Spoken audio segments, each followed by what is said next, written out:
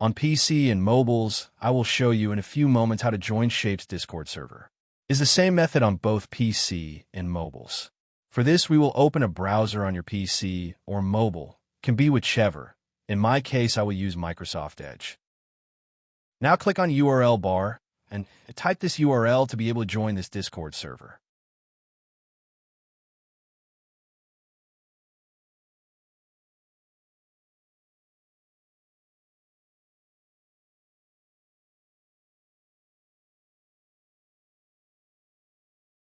Doing this will automatically start your Discord application if you have it installed.